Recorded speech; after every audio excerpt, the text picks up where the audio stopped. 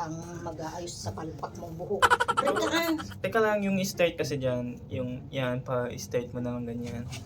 Ate nga rod, kastoy lang. Ipamot lang ati, ma'am. Kasi, Kastoy. balik. Kasi, kastoy.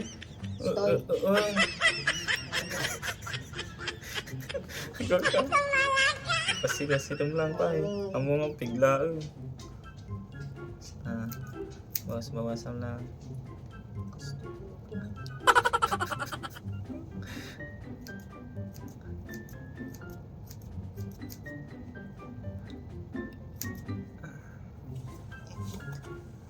Niya.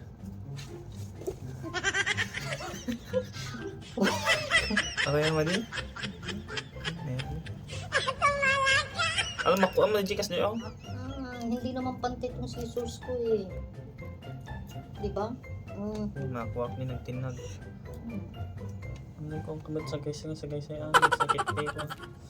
Anit. Shoot ka pare. Kaya mga tinagbuhol ko nga pa nakapukis na. Kaya nga sinabi ko kayo, ikaw na lang. Para alam natin. Hindi nga ako marunong maggupit tapos sabihan mo pang ako. Ako na lang sa susunod. Yeah. Kaya kong gupitan sarili ko. Yan, ipantay mo lang yung ganyan mo. Meron pa dito na dito na Ay.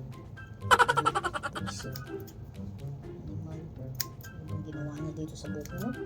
Ewan ko, nagmamadali ata. Sabi naman yata nagmamadali mga naggugupit sa'yo.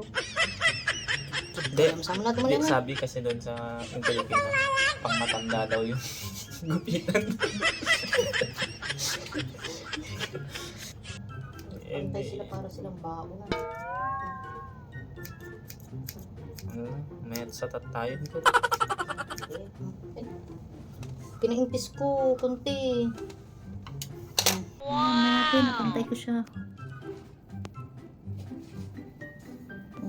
Pantay naman siya guys, di ba? Oh yeah. Patawa dan tuman. Ginapitan ka na.